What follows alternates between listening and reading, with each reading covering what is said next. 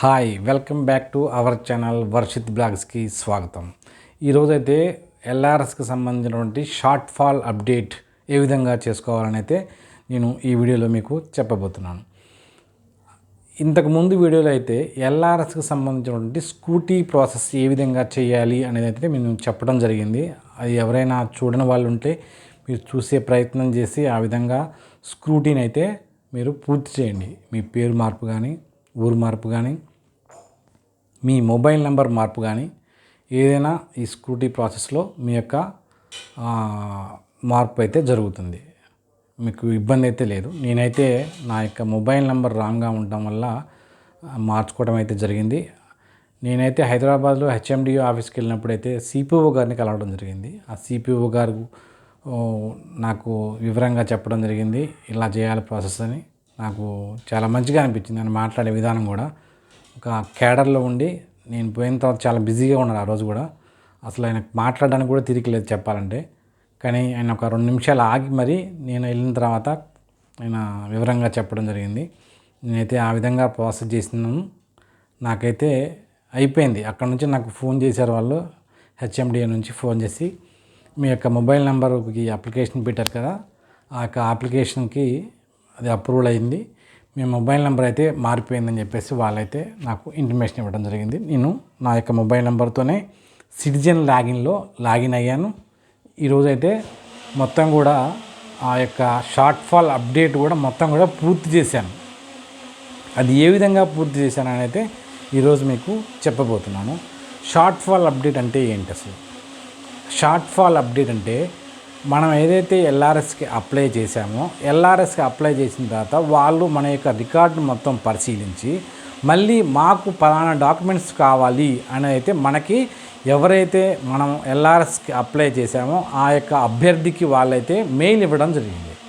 ఆ మెయిల్లో మాకు పలానా డాక్యుమెంట్లు కావాలి, పలానా డాక్యుమెంట్ కావాలి అని చెప్పేసి వాళ్ళైతే ఒక 4-5 నెంబర్లు ఇచ్చి, ఆ నెంబర్లలో పలానా డాక్యుమెంట్ పేరు, దాని పేరు ఇవ్వడం అయితే జరిగింది. ఆ డాక్యుమెంట్లు ఏమేమిటి అనేది మీకు చెప్పే ప్రయత్నం అయితే చేస్తాను.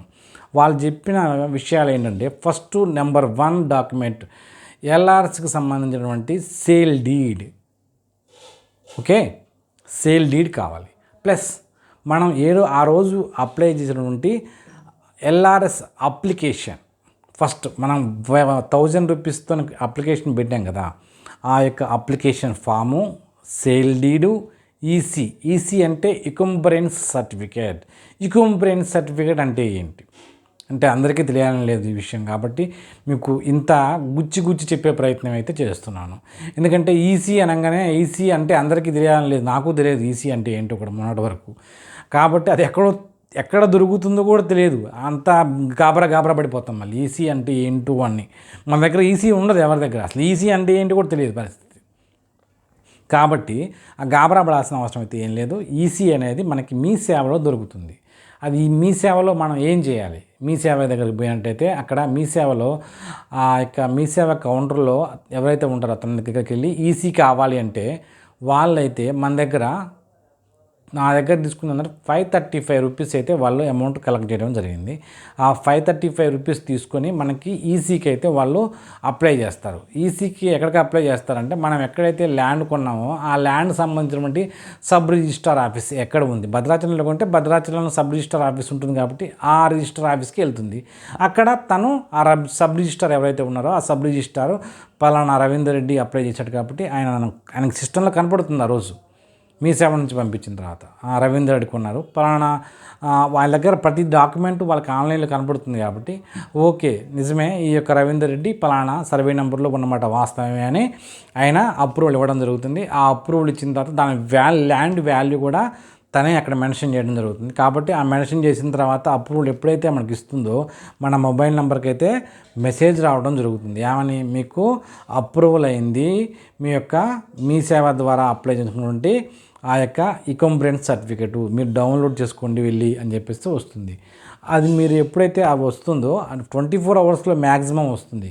24 అవర్స్లో వచ్చిన తర్వాత మీరు వెళ్ళి ఈ యొక్క డాక్యుమెంట్లు ఏవైతే ఉన్నాయో సేల్ డీడు, లేఅవుట్ కాపీ, ఈ యొక్క ఇకంబ్రెన్స్ సర్టిఫికెటు, మీ యొక్క ఆధార్ కార్డు, ఈ 4 కూడా పట్టుకెళ్ళి మనం మీ సేవలో ఇచ్చినట్లయితే, మీ సేవలో ఒక 100 రూపీసో 150 రూపీసో మీ లోకల్ని బట్టి ఖచ్చితంగా 100 రూపీస్ కంటే ఎక్కువ తీసుకోరు వాళ్ళు. ఈ యొక్క మన యొక్క మొబైల్ నెంబర్తో సిటిజన్ లాగిన్ యాప్తో లాగిన్ అయ్యి మాత్రమే వాళ్ళు అక్కడ దీన్ని అప్లోడ్ చేయాల్సి ఉంటుంది. వాళ్ళు కూడా ఎక్కడ పడితే అక్కడ లాగిన్ ఛాన్స్ లేదు. మన యొక్క మొబైల్ నెంబర్తో అక్కడ మనం ఏదైతే మొబైల్ నెంబర్ ఇచ్చామో ఎల్ఆర్ఎస్కి సంబంధించిన దాంట్లో, ఆ ఎల్ఆర్ఎస్కి సంబంధించి ఇచ్చినటువంటి మొబైల్ నెంబర్తోనే వాళ్ళు మీ సేవ ద్వారా వాళ్ళు లాగిన్ అయ్యి దాంట్లో వాళ్ళైతే ఈ డాక్యుమెంట్ని అప్లోడ్ చేయడం జరుగుతుంది. అప్లోడ్ చేసిన వెంటనే కూడా వాళ్ళ దగ్గర నుంచి మనకి వస్తుంది. ఈ యొక్క స్టేటస్ ఏ విధంగా ఉందో మనం చూసుకుంటూ ఉండొచ్చు. అప్లికేషన్ ఏ విధంగా ఉంది అనేది మనం సిటిజన్ లాగిన్ యాప్లో మనం అప్పుడప్పుడు చూసినట్టయితే మన యొక్క అప్లికేషన్ స్టేటస్ అయితే తెలుస్తుంది. అది ఎక్కడ ఉంది, ఏముంది, ఎలా ఉంది అని చెప్పేసి.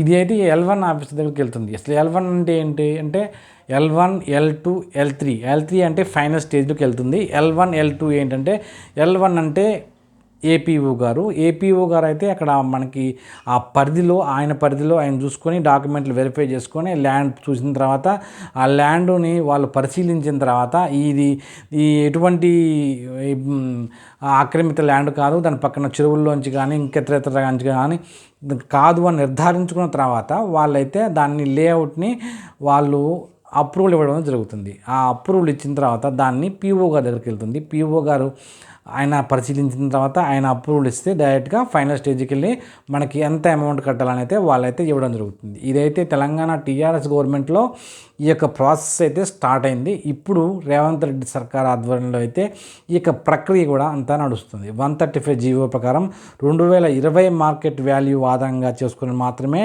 ఈ యొక్క ల్యాండ్ వాల్యూని వాళ్ళు ఎల్ఆర్ఎస్లో కలెక్ట్ చేయడం అయితే జరుగుతుంది. ఇప్పటి వరకు అయితే చాలామంది షార్ట్ ఫాల్ అప్డేట్ ఇంకా పూర్తి చేయలేదు. ఇది నిన్ననే నేను న్యూస్లో చూశాను, నేను ఈనాడు న్యూస్లో చూశాను, హెచ్ఎండి హైదరాబాద్ నుంచి. వాళ్ళు చెప్పింది ఏంటంటే 40% బిలోనే